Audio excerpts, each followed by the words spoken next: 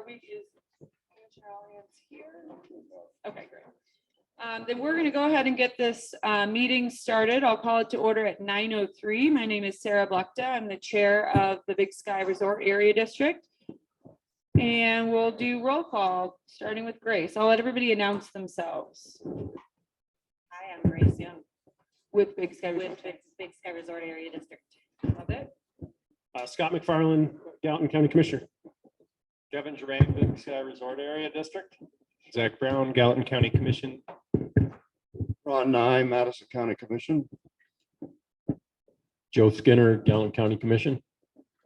John Heckler, Madison County Commission. Sierra Wolf with Resort Tax.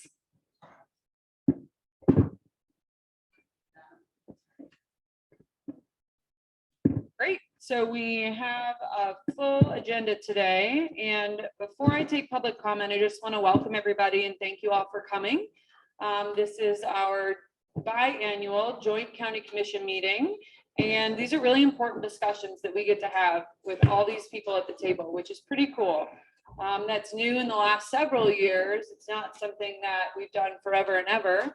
And so it's exciting to have everybody here so that we can make sure we're having these discussions together for the betterment of our community, because as I keep saying, in Community Week, we are better together. And if you want a button, it's on the back counter. So between Community Week and Homecoming Week, it is a big week for us here in Big Sky, and we're excited to have everybody here. I do want to make mention that this is Commissioner Skinner's last meeting with us. And so we just want to say thank you. You've been really great to work with. So.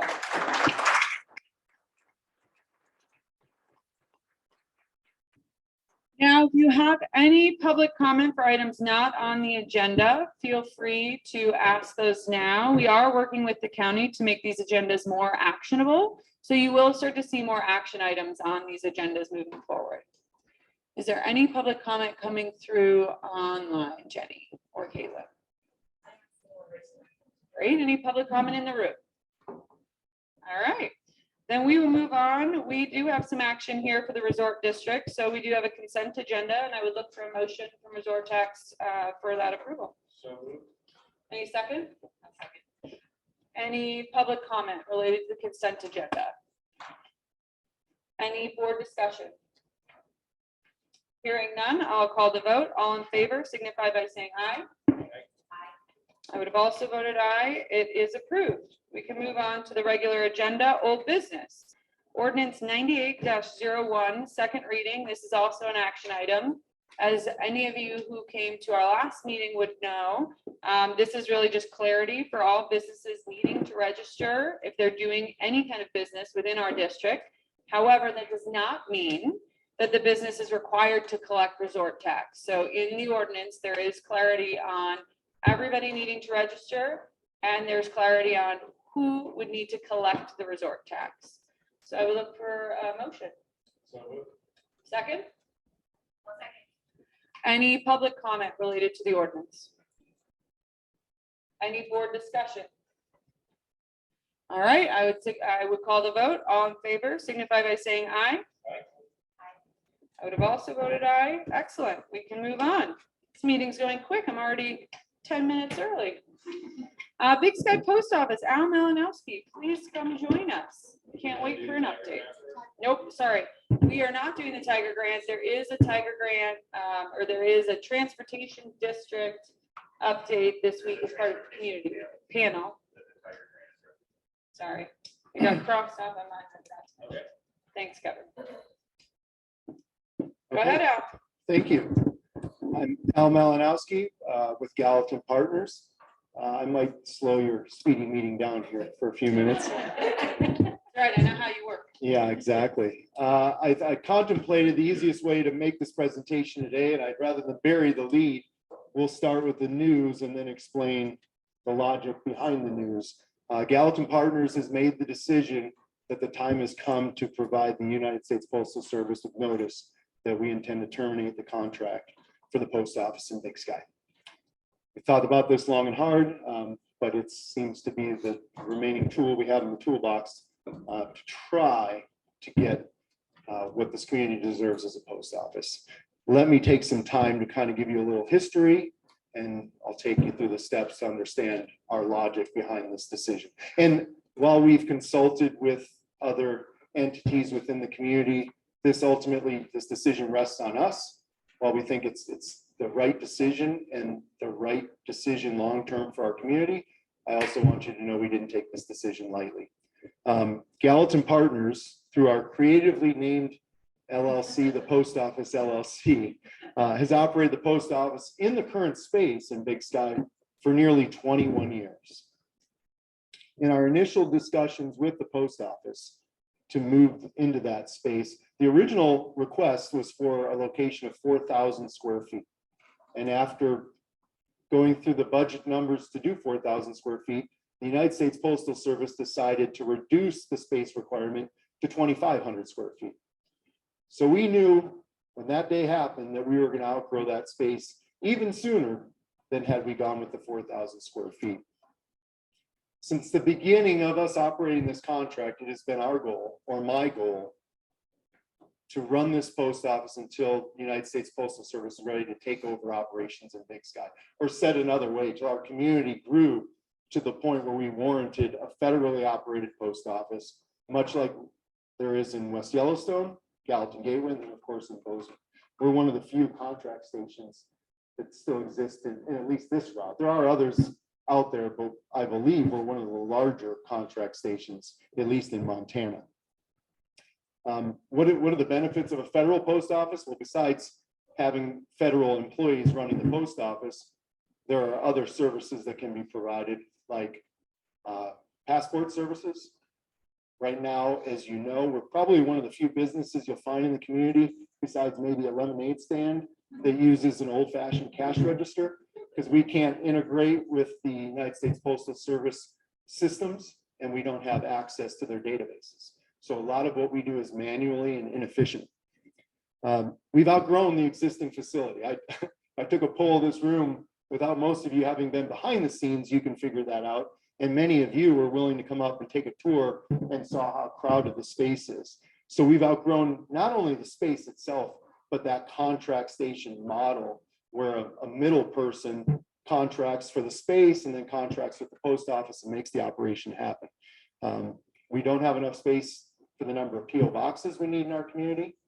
And with today being October 5th, we're soon going to be full of packages and other materials coming in daily for the holiday season. And if you drive through the parking lot, you're going to see things lined out the door. So we don't have adequate space. We don't have a good model that's working for us right now.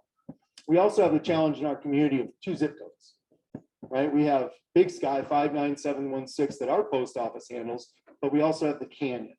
And we all know the Canyon, a good portion of the Canyon is part of the Big Sky community. If you look at the Resort Tax District or the, not the Water and Sewer District yet, I'm jumping ahead there, but many of our districts include portions of the Canyon in them as well. And yet that's still being serviced by Gallatin Gateway. And while that's something that took place long ago, predated Big Sky really, we've never had the conversation. Is it time to make a change there? Why do I bring all those things up? Because I think we're at the point in our maturity as a community that the next solution for a post office involves considering those questions and analyzing them and finding out if we can solve not just the space problem we have right now, but is it time for us to become a federally operated post office? And is it time to look at the Canyon and see if that part of that operation should be absorbed by the Big Sky operation?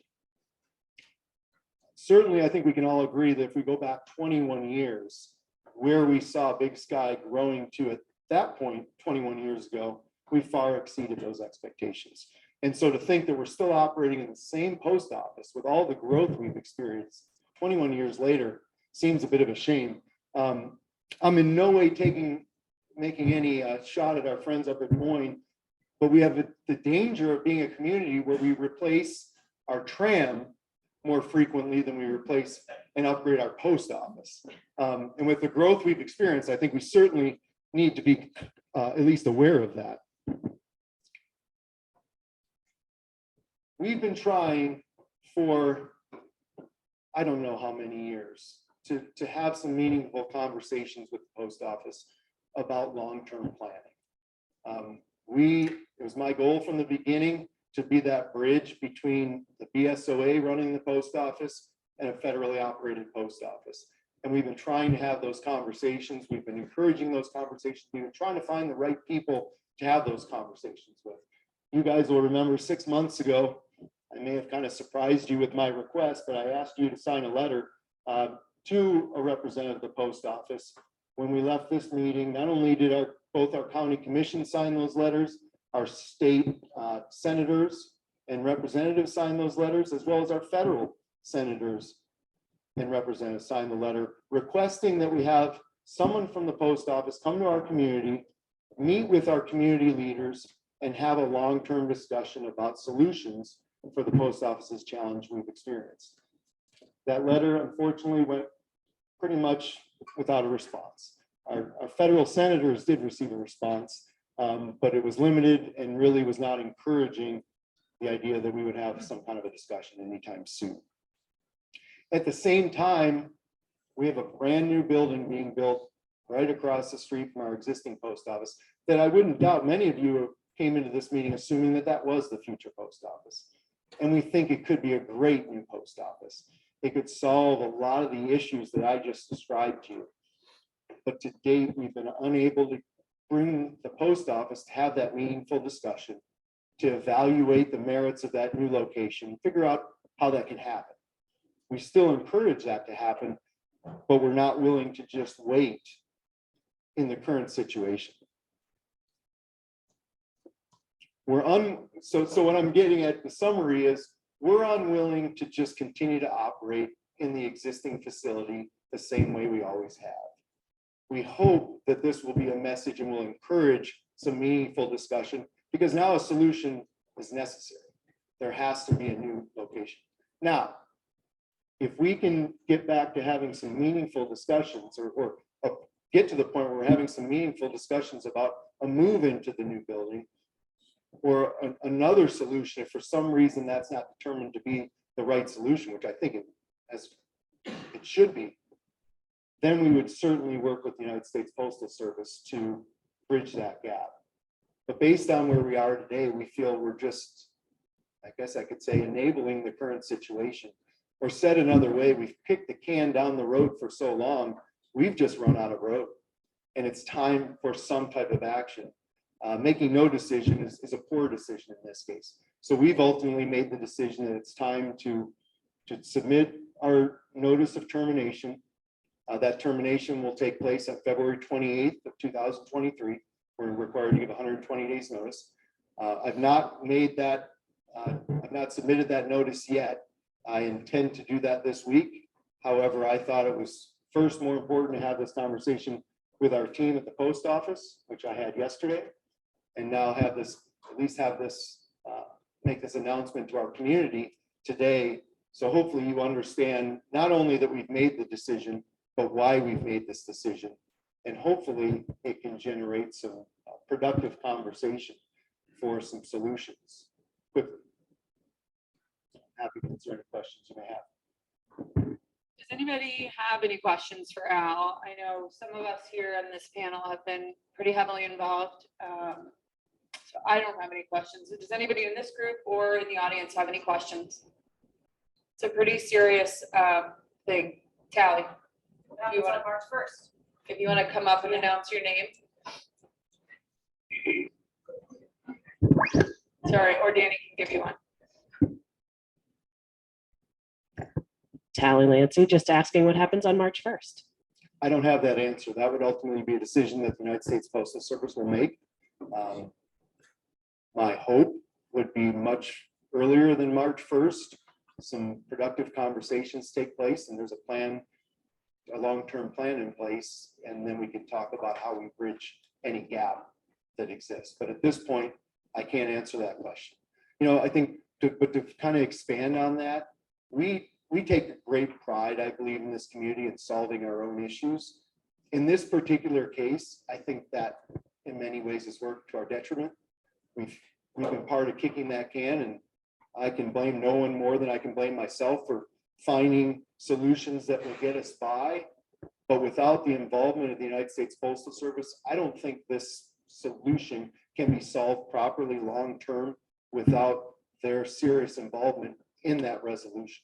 So we've been asking for that proactively and we haven't gotten anywhere.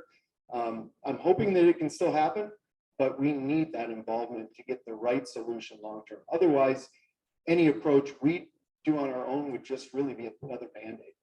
And we'd be 5 years from now wishing we had solved some of those issues. So that's the best I can give you for that so far. Hey, Al, Yes, is the post office required to offer services to our community? that is my understanding. We don't know what that looks like, but they are required to offer services to our community.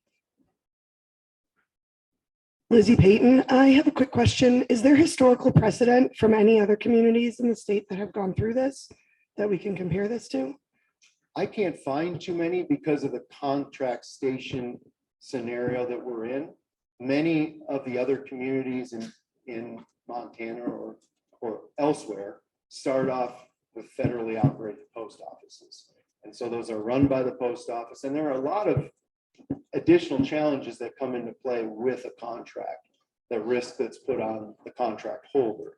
And so as, in my opinion, as that contract grows to become the size this is, it's an incredibly challenging scenario to overcome. Financially, the financial risk, the upside of the risk doesn't match the downside risk. And so that's, I think, a bit of the challenge. I think that's why you don't see too many huge contract station post offices, at least that I'm aware of. I bet that. Hi, Beth Van Hart. Is the new building actually viable? Is it structurally viable? I mean, I've never seen a loading dock on there, so I don't know. There is a loading dock on that building. The design for that building was done with a post office very much in mind. The developer was wise enough to give it flexibility, but yet there are a lot of the weaknesses that we have in our current space, the deficiencies we have in our current space were identified as part of their planning process and resolved. Space, loading, movement, all of those type of things. So to answer your question, I believe a post office could fit into that space very well. Some of the other issues I've spoken about, the canyon, whether it's federally operated and the benefits that come with that, in my opinion, need to be decided before the design of that space was implemented, because you may lay it out a little differently if you're having passport services or some of those type of things. So that's why I think those issues need to be bundled in the analysis and then designed into a new location. But to answer your question, I think it would be a very attractive space for a new post office. One other question, excuse me. Is there something that we as a community can? Is there something we as a community need to do to motivate the actions of the U.S. Postal Service, which I know is absolutely impossible in reality, but is there anything that you think that we can do to try to prod them literally along? I'm going to be submitting my notice before Friday, probably later today. I think you can let them know of your concerns. Al, would it be possible to post something at the facility that would allow people to know what method, email, website, whatever that may be? Yeah, I think we could help with that. Like a petition, like at the post office, that people could sign their names on to show community support? So the question was from Lizzie Payton, is there a chance or an opportunity to do something similar to a petition where people could sign their names on it as a show of support? Yeah, I think we could come up with something like that as well. The individual voices through their customer service may be more powerful, I would think. But yeah, I think any communication from our community would help. That being said, we've been trying to do that proactively as well too. So maybe that would just reinforce the message that we've tried to present to them prior to reaching this point. Good question. So I know this is a bit of a mic drop for some of you. You maybe didn't really know that this was happening. We have been working really hard on this. If you do remember at the last commission meeting, we did all sign a letter. Some of our representatives signed a letter. We sent it to the governor to sign.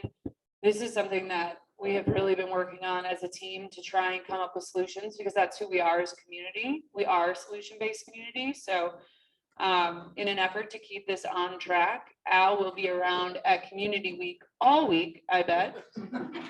And so feel free to reach out, because I'm sure that there will be more questions that will come up in the coming days, in the coming hours, because this is a big deal. This is a really big deal for our community.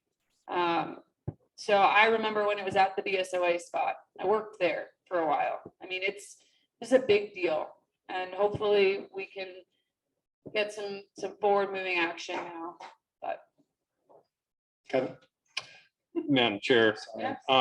I just, as somebody who's been working on this with Al for quite a while, I just want to say a huge thanks to both sets of county commissions. They really jumped in and tried to help us as much as they could.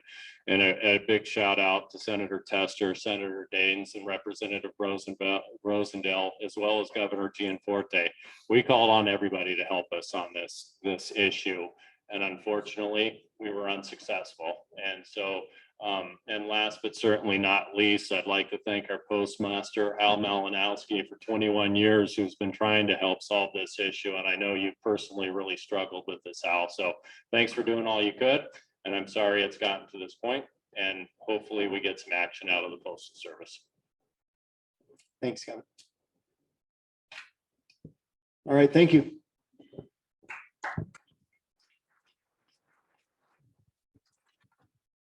All right, we'll move on to the Madison County Polling Station, Commissioner Heckler.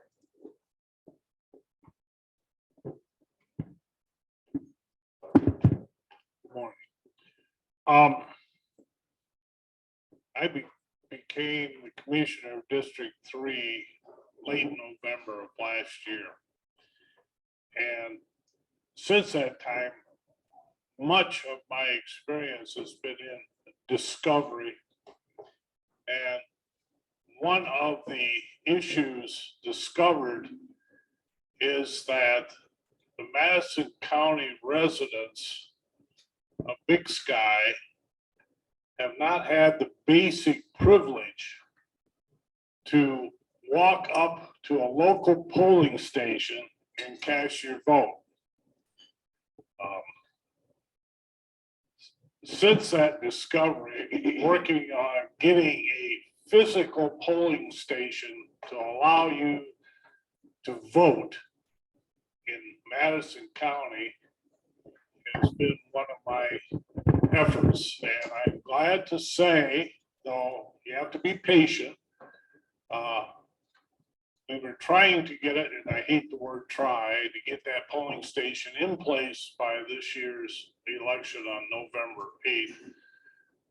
But that said, there will be a polling station for voters in Madison County in Big Sky by the next federal election. It just takes time. Now, that said, if you have an idea, a suggestion, a recommendation of where that polling station should be located, please let Madison County Clerk know. She gave a presentation Monday night, and she was saying that the polling station will be in place, as I said. But in her presentation, she didn't know where it should be located. And I personally do not want an excuse or a rationalization that Madison, Big Sky did not come up with a location to delay this any longer. So if you want to help us and get you the basic privilege of voting at a polling station, please let us know what your suggestions are for a location to do so. That's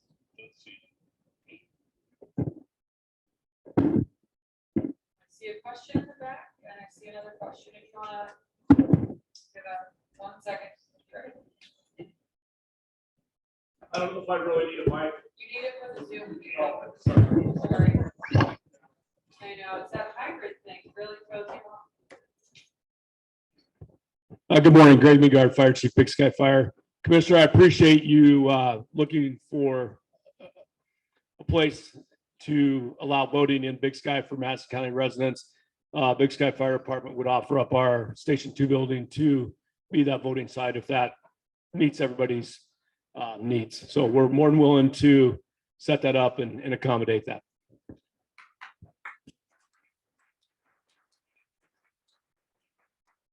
Thank you for that offer. I have to admit, we've talked about your location, but I didn't want to bring it up today without you knowing first. So we are in alignment.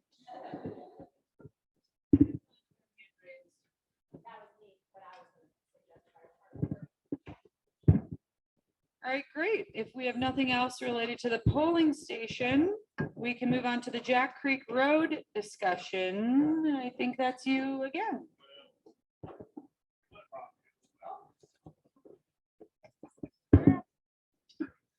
Well, I just came up the road the first time since it's been completed. And I guess we've spent about $1 million on that road as a safety improvement project. I was pleased. Can you hear me now? I was pleased with what I observed, and I think they've done a great job with the road.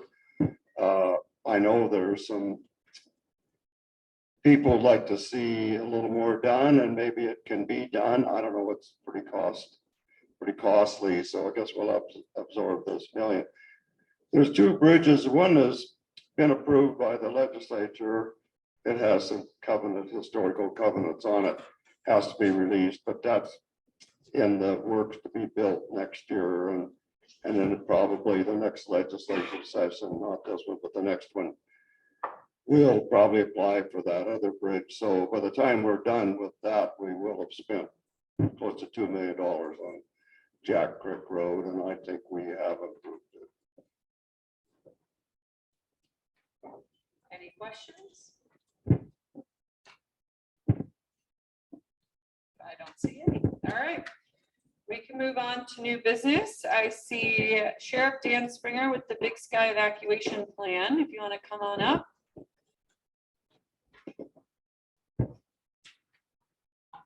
Thank you for joining us today. Thank you for having me, Dan Springer, the Sheriff's Office, Gallatin County Sheriff's Office.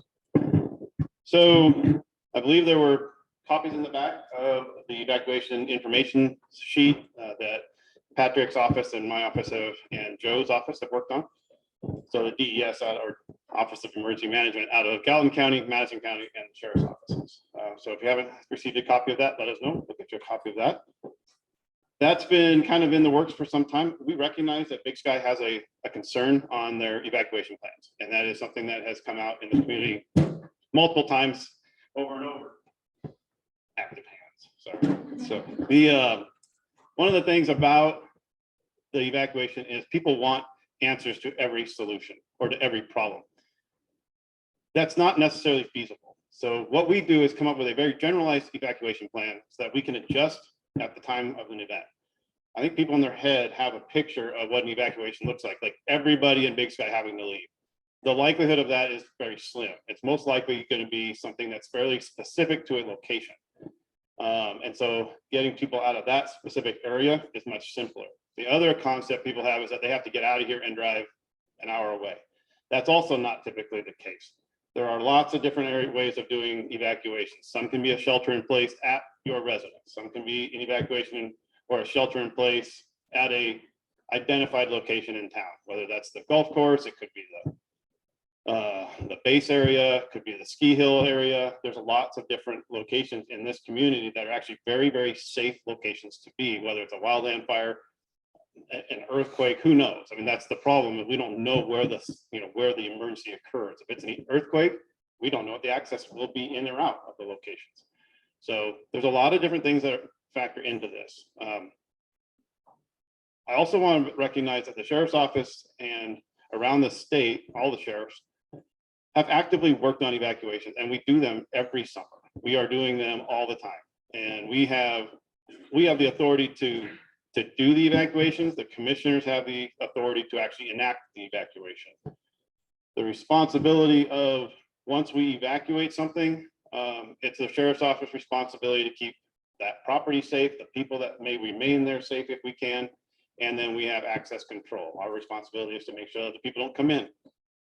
Which in this location, if we were to do an evacuation of somewhere that's in during the building process, we would have likely keeping builders out and those kind of things for significant periods of time, which would be a challenge for multiple reasons. Because our building season is very short also. And so is the fire season is fairly short too, I guess. But, so those are some of the challenges.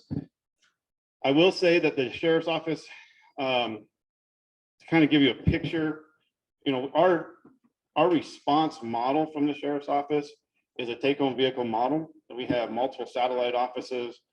We have deputies kind of sporadically spaced all across this county. We have our larger events. We have double homicide in Three Forks, 42 resources on scene in an hour and a half. Okay, and that's full vehicles, full equipment. They're ready to go to work. The active shooting event in Belgrade just a few weeks ago was 41 resources in 45 minutes. So the fact is there are a lot of ways to get deputies up here. We have 70 full-time sworn deputies. Obviously, not all 70 can show up at one time, but the chances are about 40 law enforcement officers from my office would be available in those large emergency settings. That doesn't include what comes from the rest of the county: Highway Patrol, Bozeman PD, Belgrade Police Department, and then most importantly, we have what's called the Montana Mutual Aid thing that the Sheriff's Office has enacted across the state through the Montana Sheriffs and Peace Officers Association, which is a full-time employee. He's actually one of my employees. He's a retired deputy, but he works out of here, out of Gallatin County, and he travels around the state all summer and all winter. And his job is to be that mutual aid coordinator. And he has contacts all across the state with every sheriff. We have task forces set up in different regions around the state. So all we have to do is ask for a task force from this location, and a certain amount of strike force capability comes from that location. All the sheriff has agreed on that. It's a no cost deal. We share those resources because we know what that first 72 hours looks like. There's very little help coming from any federal government or anything else in that first 72-hour window. So our goal is to make sure that that first 72 hours is where we can actively make a difference. That's also where the biggest life safety concerns typically are, is in that first 72-hour window. After that, we start seeing some federal resources, state resources showing up. Some state resources will show up prior to that, especially in the flooding. Recently, the National Guard showed up because they were on a training weekend and they had their helicopters right there. Worked out really well for the community of Red Lodge. So they were able to get the helicopters on scene within, I mean, probably the fastest deployment of that I've ever seen. And Patrick's nodding his head also. So it was impressive. But that was a timing thing, happened to be that they were training. So those are some of the, there's that. Here in the Big Sky area, we had this summer our mandatory training for all of the sheriff's office deputies to come up. And we do takes about 2 hours. We drive through certain subdivisions, certain areas up here, and point out what does an evacuation or an emergency route look like? What's a safe zone look like? Start pointing out houses that we could have defensible space. We could have a deputy go in there and get someone out, and then you could park here and you'd be in a safe zone. You could bring community members that maybe got stuck in there and bring them to this location to be a safe zone. So we're pointing those out and mapping those out for the deputies. Some of those are large safe zones and some of those are small. It doesn't take a huge area like this parking lot to be a safety zone. It can be something smaller. And I know the fire department has, educates the community on what that looks like, how to keep your home safe, those sort of things. But we bring our deputies up and drive them through your neighborhoods and to try and point out what that looks like up here specifically. We do it every year. This year we chose Big Sky. In the past, we've had a number of different locations around Gallatin County.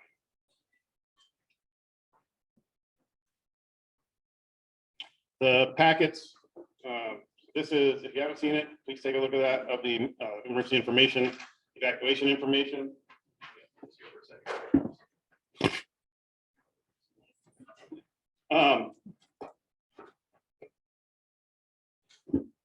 Every deputy's vehicle has these packets in them. So they come with, they've got their command sheet so that they can start the command process. Our sergeant, typically our first arriving sergeant is going to be the command officer for a significant period of time until it's either relieved by one of us. But if they're doing a great job, we're going to continue them running the incident from the sheriff's office standpoint.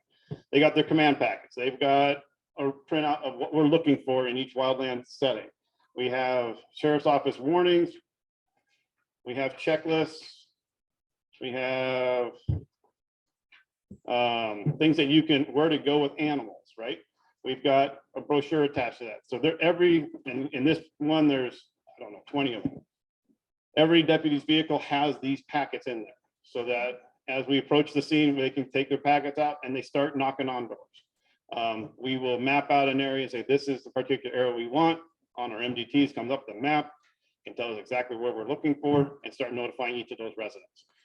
And then we keep track of who was notified, who was not notified. So there is a significant amount of evacuation planning that goes into evacuations. Specific locations is where we are more generalized. So there's a lot to doing an evacuation. Our deputies have done a ton of them. Not all of our deputies, given the age of our organization. But we have been involved in many of them. And so this summer, I think we did not travel as much this summer. The fire season was much lighter. Prior summer, we were all over the state with deputies doing stuff. So I would kind of leave, I think that answers a lot of what I was asked to speak to. I love to answer any questions about what's going on. You have a question, you can raise your hand and we'll bring you a mic, but I'm not seeing any hands raised. Anything online? Great. They couldn't get away without Kevin. I'm sorry, Sheriff Springer, a huge thanks for all the work on the, not just the past year, but what Gallatin County has done in preparation for an emergency in Big Sky, and realize a lot goes on behind the scenes that, you know, we just get glimpses of. So really appreciate all that you and Madison County have been doing to look after our community. I have just a quick comment on the evacuation routes and the maps that I finally got to see yesterday. So I'm excited. And I want to stress, and one thing that I really learned working on the subcommittee with Patrick and Sheriff Springer, as well as Joe Brummel, is, you know, there isn't a one size fits all evacuation plan for our community. It absolutely depends on the situation. But we had been asking for a map that just identified evacuation routes and safety zones, which we now have. So thank you very, very much for that. One of the comments I'd make is, you know, the Jack Creek Road is absolutely available for evacuation. And thank you to Madison County for the work that has gone into the road. Look forward to seeing the remaining 2 bridges and some of the other types fixed, but we'll have a good there already is a good evacuation route out the Jack Creek Road. It will just get better. But the one thing that I do see that's missing from this map is there is a connection from Moosel Falls Road out through Beaver Creek. That would sure be nice to show that as an evacuation route for our community in case there's a blockage on Moosel Falls Road or Lone Mountain Trail below the intersection. I do not know the property ownership up there. I do not know what is necessary to get permission to use that as an evacuation route. So I'm hoping anybody in this audience could maybe let Sheriff Springer know who to talk to, but it would sure be nice to add that to our map just to show that we've got multiple ways to get out of here in the event of a blockage. And I think it was a big eye opener for us all this spring. We always think wildfire is our big evacuation, but what we saw with the flooding in Southwest Montana is bridges do fail. And so it'd be really nice to see that added on here as well. So thank you, Sheriff Springer. No, great point. Thank you. And we were talking about that. We can add that. I have asked Sergeant Hayden to reach out to that HOA and find out exactly how that process works in that community. So he knows who that is. He's working through that.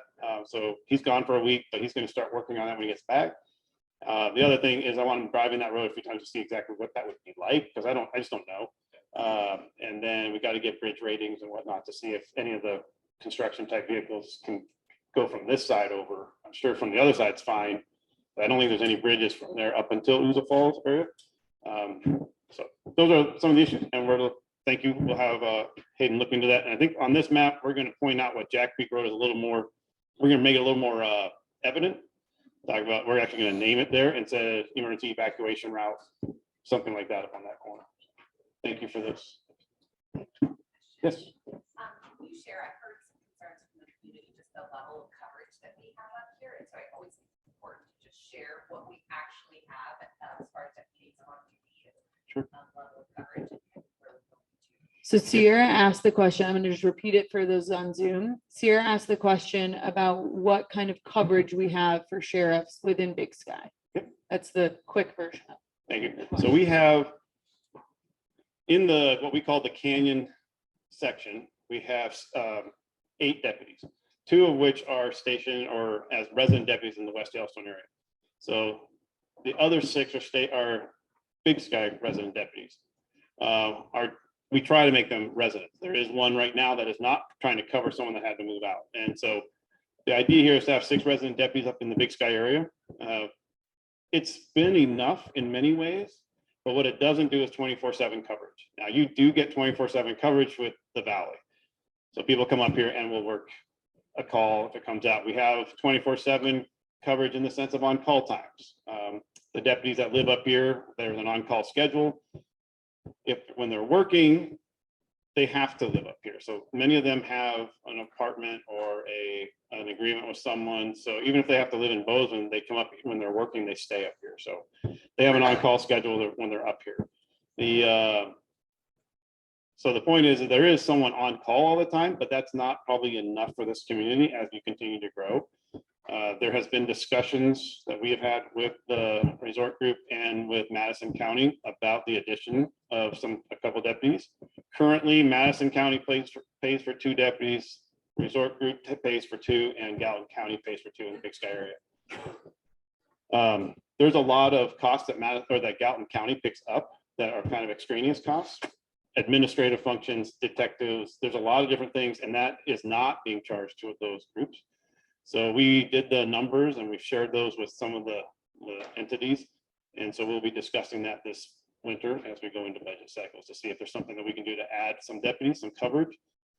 It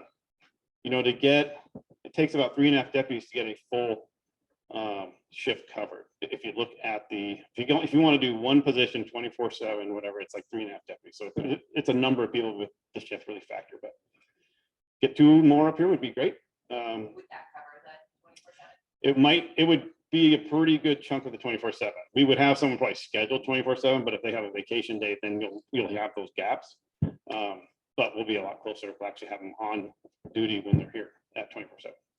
In the housing you're looking for, is it just for when people are on duty, or is it a full-time place? Yeah, so that's a great question. The agreement has some language in there where they have to live. And we have been pretty fortunate that most of those, for the last 20 some years, people have actually been able to live in this community. It's getting more and more difficult. So the one I'm talking about living in the Valley right now, it's because we assigned that person to Big Sky because the Big Sky deputy moved on, right? And so we had to assign someone in the interim until we get someone that has a residence up here. So we are always looking for housing up here. Whether it's a temporary housing, if it's a second house on someone's property, or if someone knows an apartment or condo that they're interested in having one of the deputies stay at. So I'll throw that out there. But So if anyone has a second home that they'd love someone to be living at their space, a deputy, that may be. yeah, we are, always looking for that. So certainly reach out to my office if that is something that you are interested in. Yes, sir. Sheriff, I think along the lines of just sort of community updates, maybe you could briefly summarize what has happened in the last few months with structural changes at search and rescue and your involvement with the Big Sky search and rescue crew. Thank you. So search and rescue, became, we passed the Gallatin County passed a mill levy, was it last year, 2 years ago?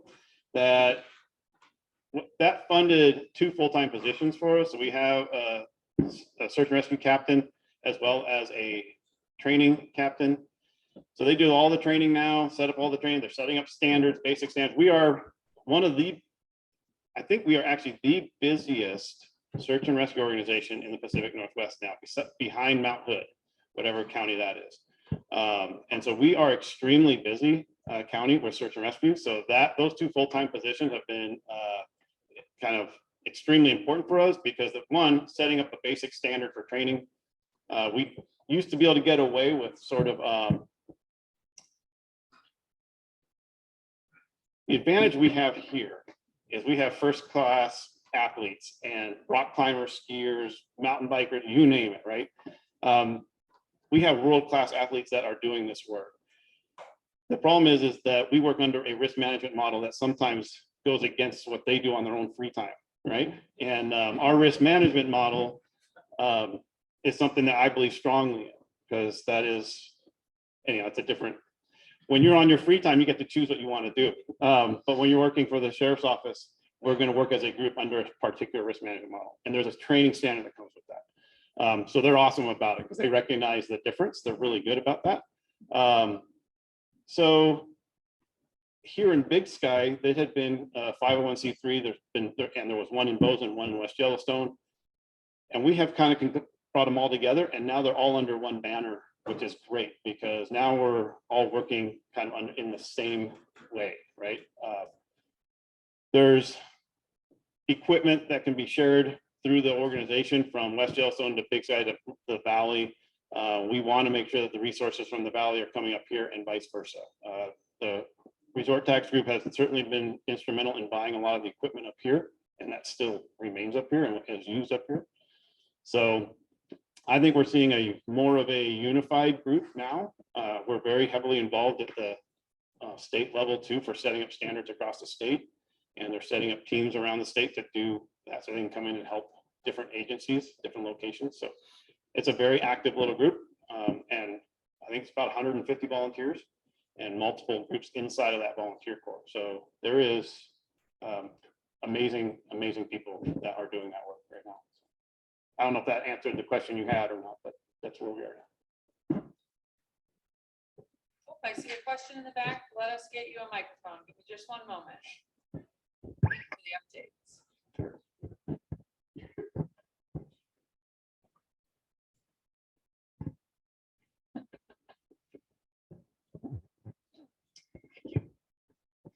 Good morning. My name is John Kuderna, and I guess I'll introduce myself. I'm the new recovery peer support specialist, thanks to YCCF.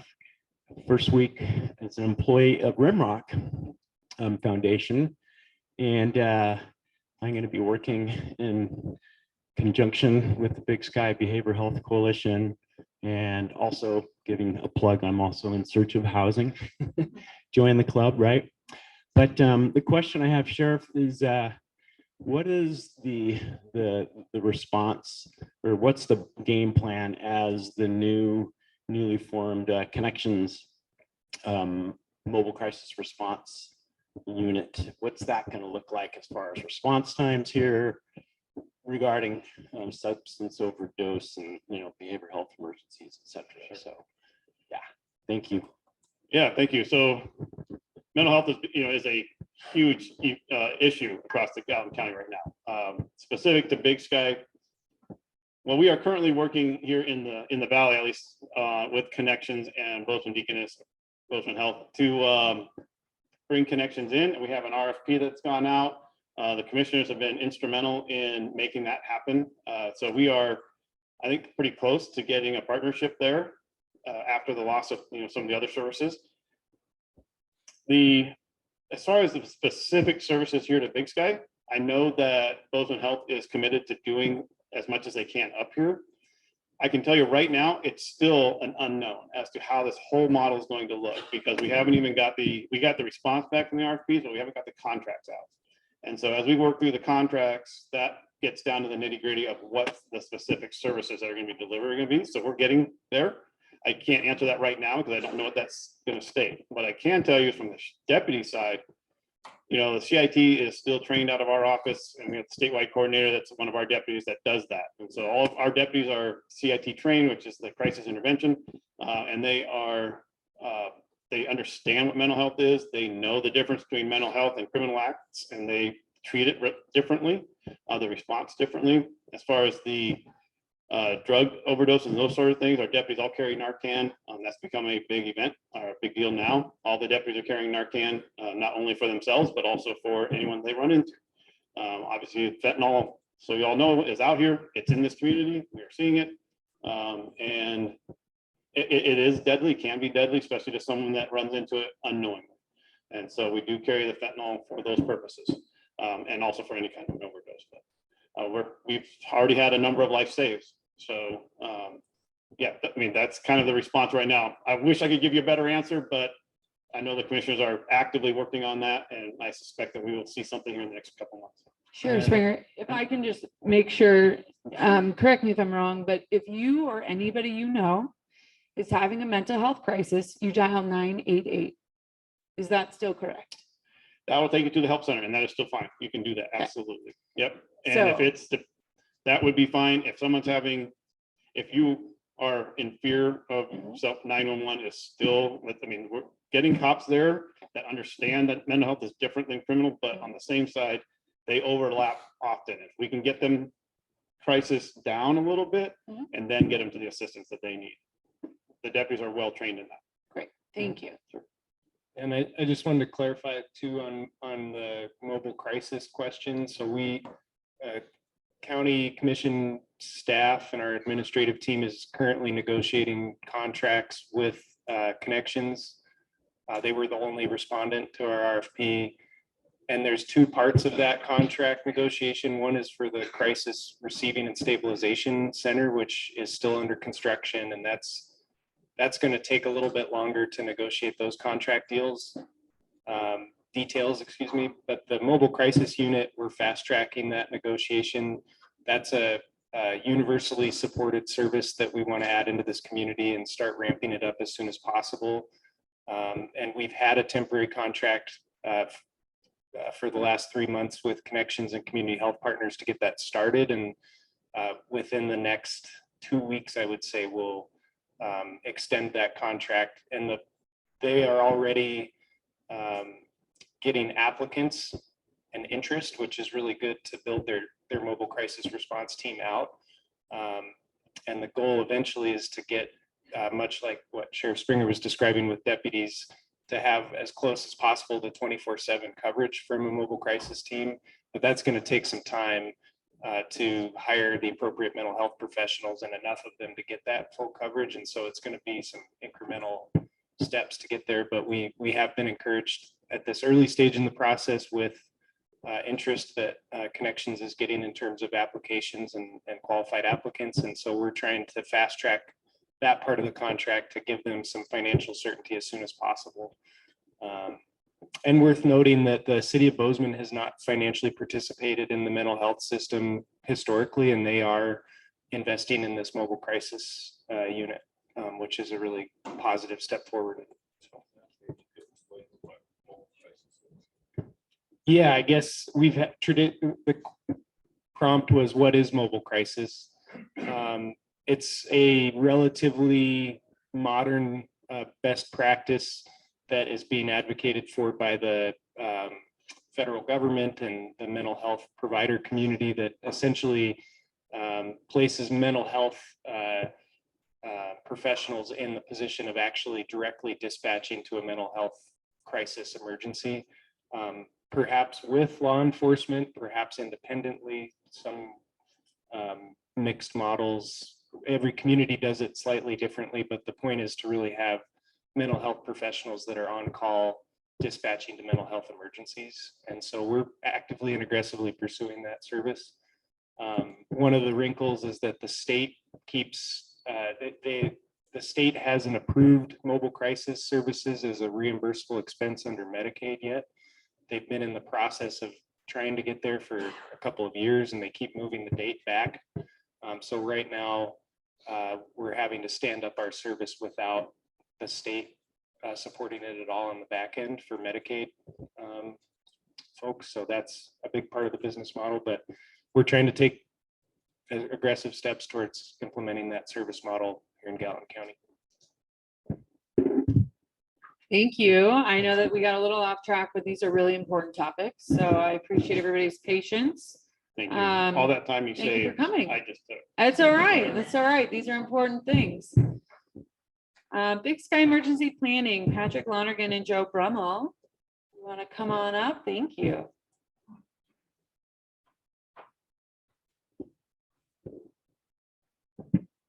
Good morning. My name is Patrick Lonergan. I'm the Chief of Emergency Management and Fire for Gallatin County. My counterpart, Joe Brummel from Madison County, is joining us virtually.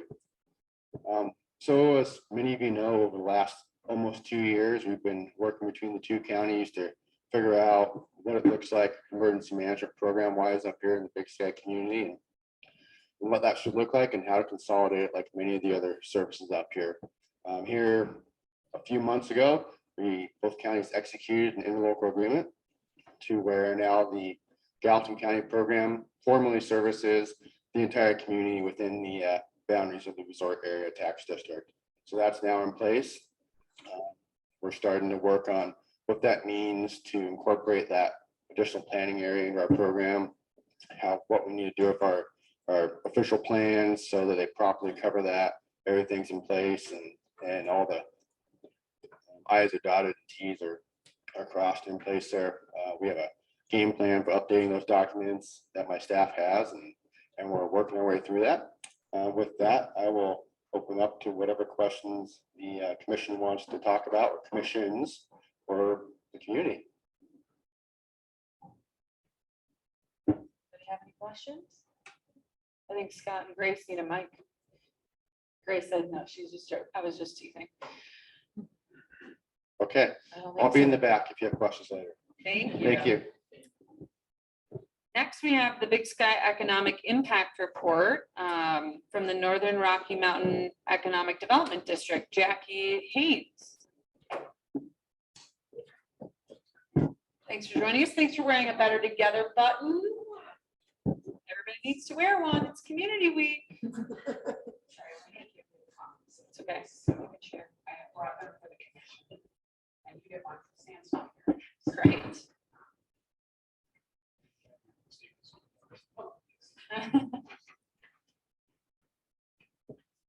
Hey, hi everyone. My name is Jackie Haynes. I'm the Executive Director of Northern Rocky Mountain Economic Development District. I think they put me at the end in hopes that your coffee's kicked because we're going to talk about data. And I'm going to try to do this fast. I'm just going to qualify everything I'm going to say by saying that tomorrow night, I'm going to do a presentation that's a little bit more of a deep dive into data. So if you're interested, please take a look at this Community Week schedule and come to that presentation. So with that, we'll start. So together, we partnered with the Big Sky Area Resort District and the Big Sky Chamber to put together an economic profile that is looking at specific data to Big Sky. A lot of times you'll see data that's specific to the counties, but you don't see it drill down to Big Sky at the community level. And so this was initiated out of a discussion of what is publicly available for the community. And a lot of the data we used is census data and then also locally available data. Throughout this report, we looked at labor force, we have recommendations made to businesses, we looked at various quality of life variables, and then we also have a comparison cities section where we looked at Telluride, Sun Valley, and Jackson Hole. I got cut off a little bit there. The economic profile is going to be available virtually too. So if you're not a paper person, I'd love to reuse those reports. And there'll be a few printed copies that we'll have tomorrow night. So super really quick high level about the data. I always think that when you're talking data, it's really important to understand the limitations of data too. So what can't it tell you? So with the federal data, the US Census Bureau has an American Community Survey that they put out, and it uses something called a census designated place as a district, which is intended to function as a pseudo city boundary. And so most of the data that is available falls within this boundary. And as you all know, there's 7 districts that govern the Big Sky area. Some of them overlap, some of them don't. And this is just another district to layer in there. And so it isn't a perfect look at the community, but it's a start, and that's what we wanted to do. Some of the other limitations are that the publicly available data does lag behind. So 2020 is the most updated data that is published for the Big Sky community. You can get more updated data available at the Gallatin and Madison County levels, but again, it doesn't drill down into Big Sky. And then small sample sizes lead to larger margins of error. So we'll just start with basic demographics. Looking at the basic demographics, Big Sky, interestingly enough, has almost doubled, grown 100% in the last 10 years. And I think that's really important to think about and realize when you're feeling the pressure of the infrastructure demands, the shortage of housing. It's really important to realize that the community has doubled in size. And then you can see some of these other statistics for Gallatin, Madison, and Montana. So you can see these growth rates. Another very interesting fact to consider is Big Sky is a really young community. You all know that, you live it. The average age is 36. Gallatin County is also a really young community at 33. Madison County is an aging community with the average age of 53. It affects your workforce. It affects who's available to work. So that's important to consider. And Montana kind of falls in the middle of that with an average age of 40. So next is just looking at median household income over time. So please note this isn't individual, just a median income for individuals. It is a median household income. Big Sky is at $80,455 in 2020. Gallatin's right underneath of that at $70,000 and some change. And then Madison County and Montana fall below that. One thing to note, you're going to see housing prices in here. Big Sky's housing prices are significantly higher than Gallatin County's. And when you look at this, only a gap of $10,000 in median household income, that's important to take into consideration.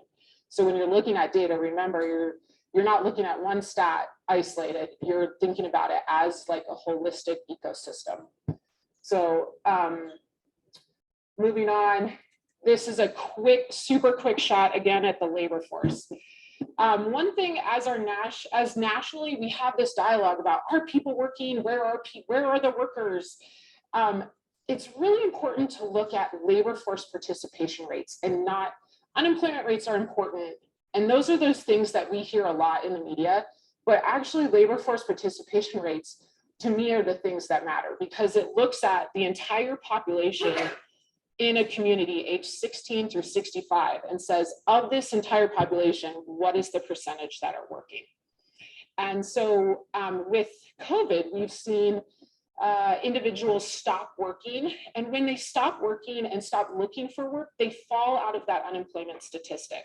They're not considered in that unemployment statistic. And so when businesses are thinking about recruiting their workforce, they can be thinking about who isn't working that they need to recruit in and offer incentives or benefits to entice back into the labor force. One thing we've seen anecdotally is that women have stopped looking for work because they stayed at home to take care of their children during COVID, things like that. So this is super fascinating to me because when you look at the national average, the labor force participation rate is 63%. And I would say over time, it hovers between 60 to 65. It kind of goes up and down. Big Sky's at 84%. Almost the entire community is working. To only have 16% of your, and this is full-time year-round residents. This isn't looking at seasonal workers, but to only have 16% that's not working is completely astounding to me because it's just, everybody's working. Gallatin County is really similar at 71%. They're still about 10%, 12% above the national average. And then Madison County is at 55%. And I think it's again important to note that average age of Madison County is older. So that's why that labor force participation rate is a little bit lower, because you start to see those individuals kind of after 50 drop off. You see lower participation rates. Reasons why people don't participate in the labor force are generally bucketed in 5 areas. The first is disability. The second is people that have stayed home to take care of family members. The third is they're going to school. So you do see lower labor force participation rates in the population that are of student ages. The fourth is they've retired. And then the fifth is kind of a catch-all category that people use, like transportation reasons or something like that. So that's typically why, just so you know.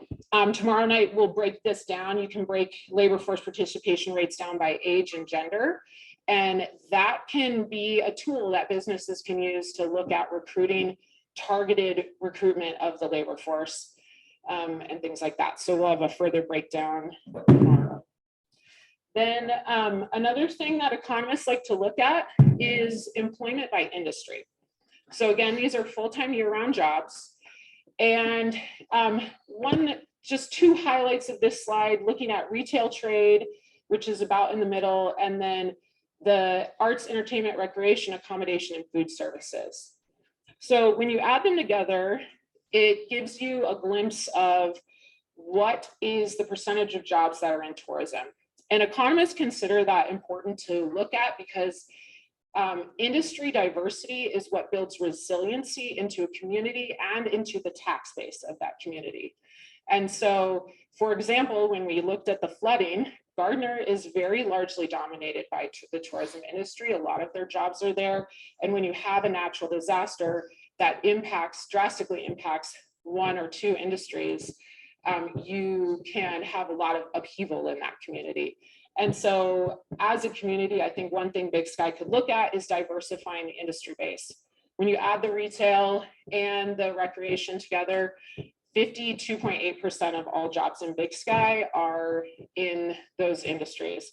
Gallatin is less at 26%, Madison is at 30%, and Montana overall is at 23.6%. And then the ranking there is by the size of the industry, again, dominated by jobs. You could take this and look at, gross domestic product by the industry for your region. And that's just a different slice of that pie. Super quick other workforce statistics. The top graph is educational attainment. Big Sky has a very highly educated workforce. That's an asset that businesses could be using to develop career and talent pipelines for the workforce. And the bottom slide, I think, is really important. It is a little of a dated graphic. It's from 2019 census data. This is the most updated that the Census Bureau has for Big Sky, but it shows workforce inflow and outflow. So 66% of the jobs in Big Sky are people that live outside the census designated place and travel into Big Sky to work. The green circle is people that live and work in the community, and then the yellow arrow are people that live in Big Sky and leave the community for jobs. This is important because I think we're pretty silent about the amount of time that is invested in commuting up to Big Sky and the jobs in Big Sky. And you'll see in the economic profile, there's a graph that public transportation is more used by Big Sky residents than any one in Gallatin or Madison counties when you compare them. Single family home prices, this is no surprise for anybody. This is average monthly prices from January 2020 through December. Super quick look. So single family home prices in December 2021 topped $3 million. If you use this is very rough napkin, back of the napkin math. If you use the average household income in Big Sky, which is 80,000 and some change, I can't remember what that was, the affordable monthly payment using the HUD definition of affordability, which is 30% of your monthly income, is $2,011 per month. So really rough mortgage math. This is absolutely no more of a mortgage than $525,000. That's with 20% down, 4% interest rate, 30-year fixed, and does not include HOA fees, PMI. It does include property taxes, but that is it. You can't, that's an unrealistic mortgage, to be honest. But, you know, that shows a huge gap in affordability. So, gonna skip over this really quick. This is an interesting table that shows the distribution of monthly housing costs for owner occupied versus renter occupied units. You can dig into that in the profile. And then we did do a deep dive into tourism. So this is looking at bed tax collections. Bed tax collections are collected by the state. Lodging is taxed 8%, 4% goes to the general fund, and 4% is bed tax. But the interesting thing about this is when you look at the dominant industry in your community, you can look at the seasonal highs and lows, and you can think about how to strategically build your community to create a more evenness or smoothness in this graph. So high collections happening Q1 of the year, no surprise, people are skiing. Low collection, the lowest of the collections happening Q2 of the year. This is interesting though, and maybe some of you know this. The state of Montana creates regional tourism regions, sorry. Yellowstone Country is a tourism region. And that includes Gallatin Park, Sweetgrass, Stillwater, and Carbon counties. So no, Madison County is not included in the Yellowstone Country tourism region. But the Yellowstone Country tourism region leads the state in tax collections by far. Big Sky leads the region, and then Bozeman's right behind that. And so that is what this is showing. And that percent of total is the percent of this regional collections there. So I think that that is important to note. The amount of jobs that Big Sky does that on is astounding. It's amazing to see what this workforce does in terms of, you know, tax collections as output. And then this one I'll go through real fast. This is Big Sky Resort tax collections. This is by calendar year, and that's not how BSRAD reports it. They report it based on their fiscal year, which runs July through June. The reason this is by calendar year is in the profile, we compared it to comparison cities, and they report out on a calendar year. So we shifted that so we could do apples to apples comparison. Interesting to this, 2021 saw record collections because domestic tourism was up, international tourism was down and still challenging to do. Hotel, lodge, resort collections are the biggest part of the biggest percentage of their collections. Club HOA ranks second, and property management is third.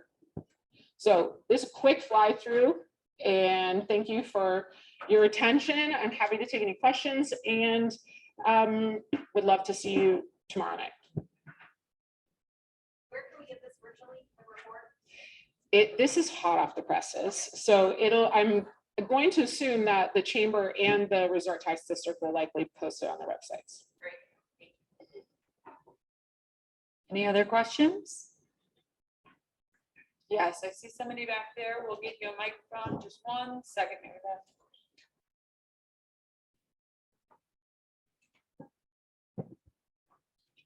Beth. Hi, my name is Mary Beth Moran, and I'm just curious because you've got 2020 numbers in there. And when you're looking at housing prices and what's affordable, what multiplier would you put in there for the current inflationary cycle for 2022? Well, you can adjust all these for inflation. So when you compare them to, there's an equation that you can do to adjust everything for inflation. So you can compare it in today's dollars. But the nice thing is when you look at the average median income in 2020 and compared to housing prices in 2020, then you do have a direct comparison, and you don't have to necessarily adjust for inflation to understand what that meant in that year. So, but we could put all this through an inflation adjustment. I see another question back there. Give us just 1 moment while we get you a mic. Good morning. My name is Max. Do short-term rentals pay a bed tax? Yes, well, yes, they do. I believe Okay. so. And then related to that, I came in late, so I apologize, but I read the ordinance. You have short-term rentals with the resort tax about 0.4%. I saw that chart real quick. What do you forecast that to end up being if this ordinance comes through and short-term rentals are contributing to the resort tax? I don't feel educated to speak to that. Danny? So 2 years ago, we entered into contracts with Airbnb and VRBO where they were preemptively collecting the tax. So that responsibility is now on to the software providers, VRBO and Airbnb. So 100% compliance has been happening for several years now on short-term rentals. So I don't expect really much of any change. It's already been happening. So short answer is probably very little change.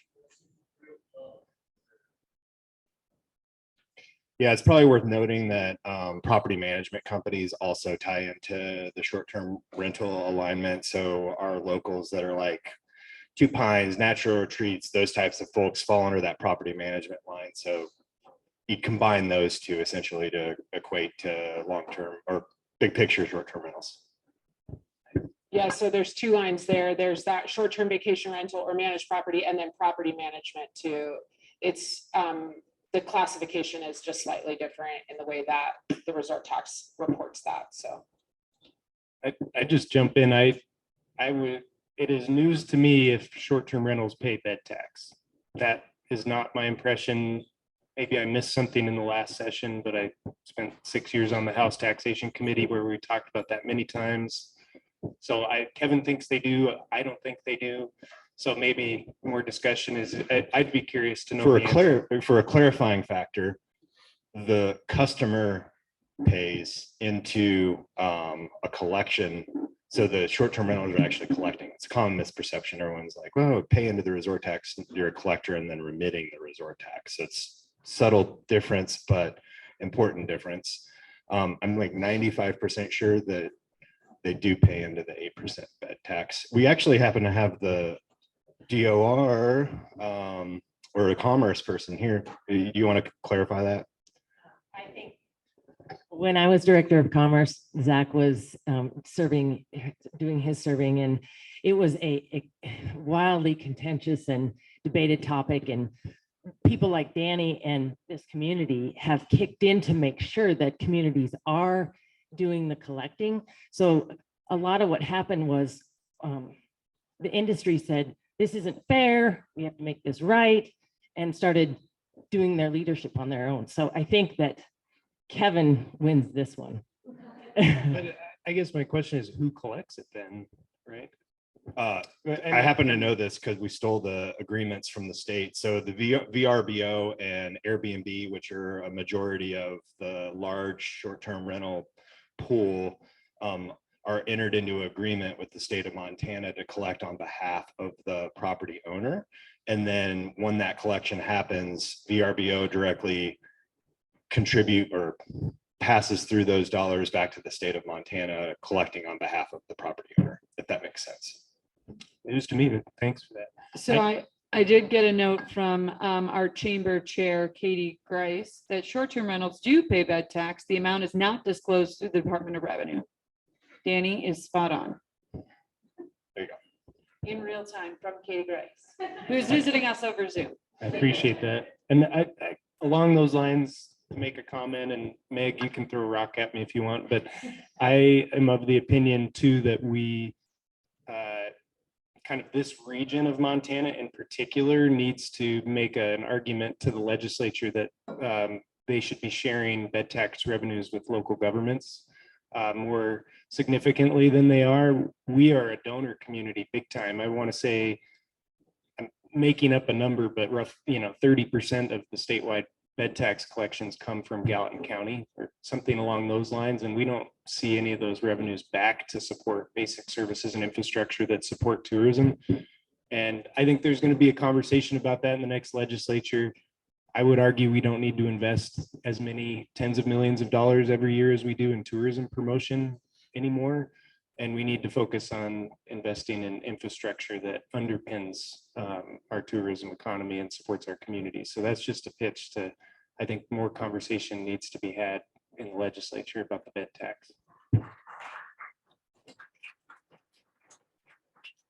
Zach, I can break down those I have a breakdown of all the regions across Montana for you too, and I think that that's helpful statistics to have when talking with legislatures. So I'm happy to provide that. Jackie, first of all, thanks to you and the Northern Rocky Mountain Economic Development District. This is very fascinating data. And I just want to piggyback on what Commissioner Brown brought up, but I would like to be a little bit more laser focused. You know, what this data really highlights to me is everything or something that everybody in this community understands. It's all about housing for our workforce. And so how can we work with the counties in the state to get more dollars to put towards housing so our workers can afford to live here? Because that's what makes a community is our workers, and we need them to live here in Big Sky. Yeah, I showed the gap of Big Sky, but the gap of Bozeman to wages and housing now is also unaffordable, from my understanding, and that's a huge impact across our entire region with that much inflow and outflow. Yeah, absolutely. And this is a Big Sky focused thing, but we could tell a similar story with Gallatin County. Absolutely. Great, thank you. Any other questions? I would add on to Kevin's, housing is important and so is mental health. So as a reminder, we need all the services for these community members. If we have nothing else for the Northern Rocky Mountain Economic Development, Jackie, we can move on to the Gallatin Rest Home Mill Levy. Zach Brown, Commissioner. I'm not sure who put my name on this one, but Scott or Joe, please jump in as you see fit. A quick, so we have two things on the ballot this November. One is a repeat of the primary ballot. The two marijuana local option taxes will be on again. We had a notice issue in the spring election. They both passed convincingly, but we weren't able to certify those results, so we put it on the ballot again. So those will be on your ballot again. 3% for medical marijuana sales and 3% for recreational marijuana sales. And our intention is to this commission's intention is to put those resources that we would receive out of that towards mental health services. The agenda item is about our rest home mill levy, which is our additional item on the ballot. And I am the newest commissioner, so I have the least amount of history with this. So I'll summarize my understanding of it. But again, Joe and Scott, please jump in.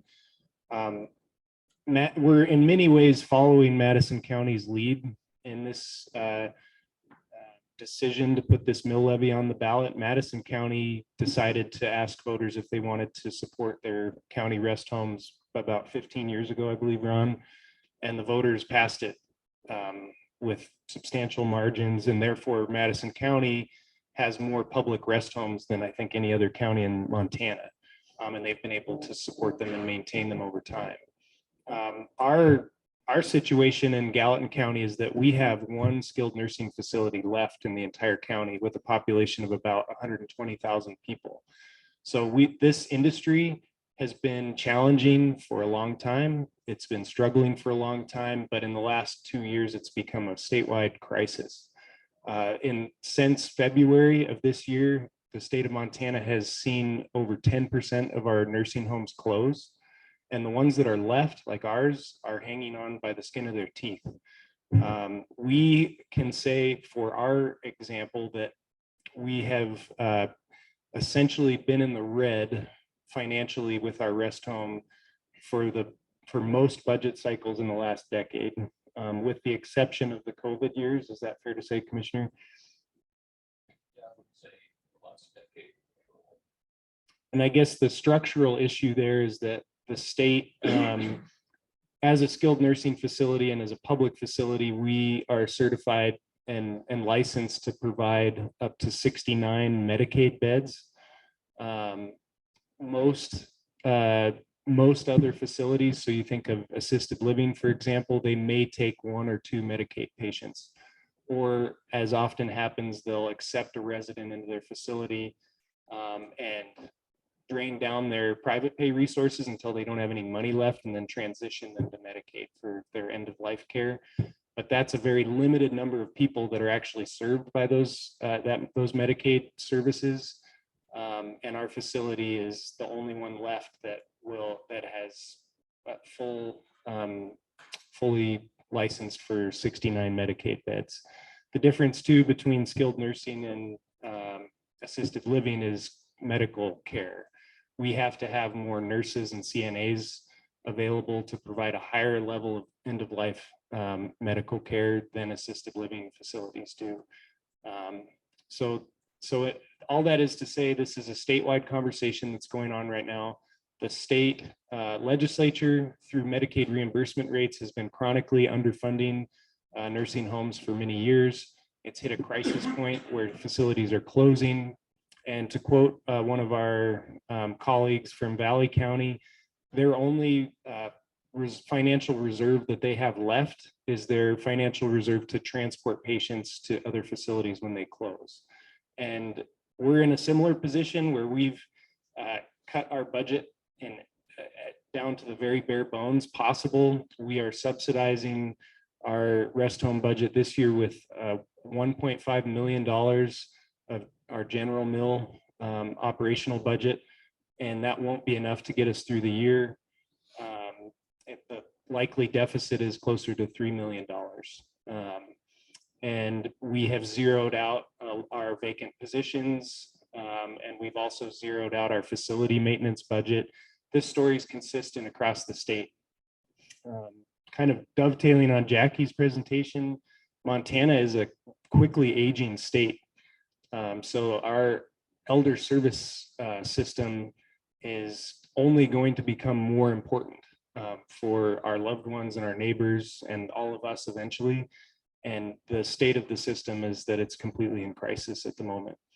Our mill levy question that's on the ballot offers Gallatin County voters the opportunity to say, do you want us to continue to operate and maintain a public skilled nursing facility in the county? We have been dipping into our general fund consistently enough and at a scale at which we thought it was really time that we needed to ask the voters if they wanted us to dedicate funds to keep it standing moving into the future, like Madison County did a number of years ago. But I would say that the hero could be this governor's administration and this legislature to finally raise Medicaid rates up to a level that will sustain the industry and sustain facilities like ours and communities across the state. That's the real long-term solution. And if the state fully reimbursed the cost of care in Medicaid, we wouldn't need to levy these mills. We will need, even if it passes. That's the, certainly consider our facility and the mill levy question that's on your ballot this fall.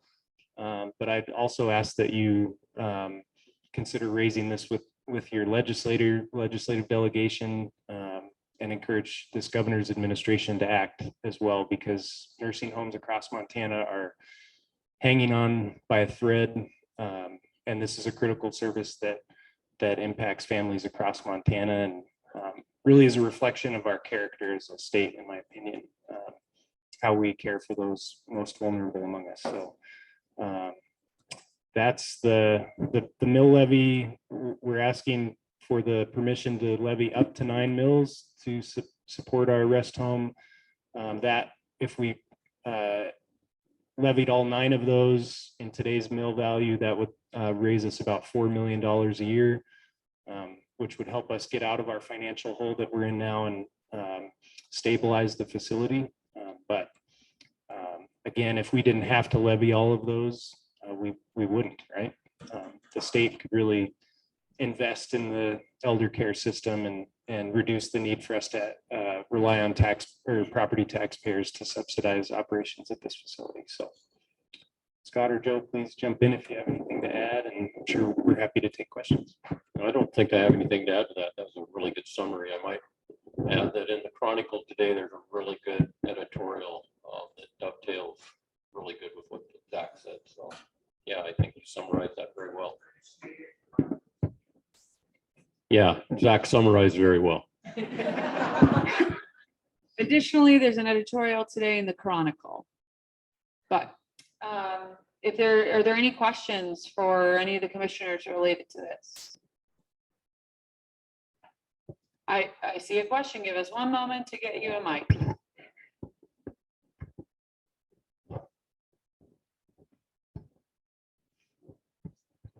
To Zach's point earlier about the aging of our population, has there ever been any consideration on a cemetery or a columbarium here in Big Sky?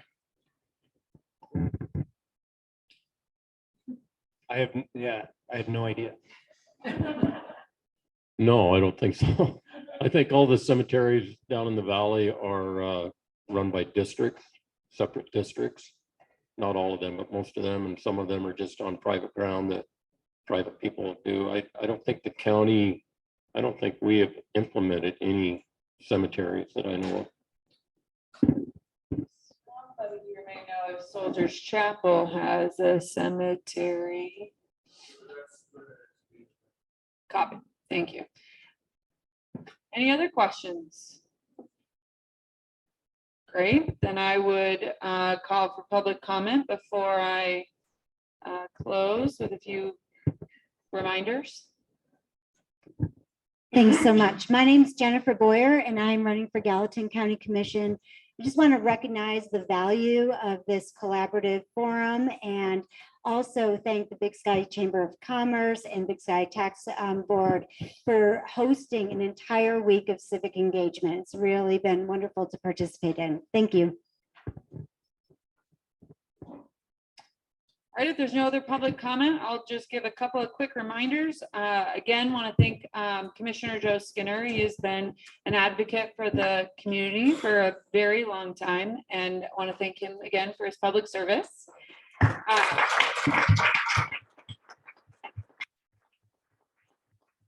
I will continue to remind everybody that we are better together.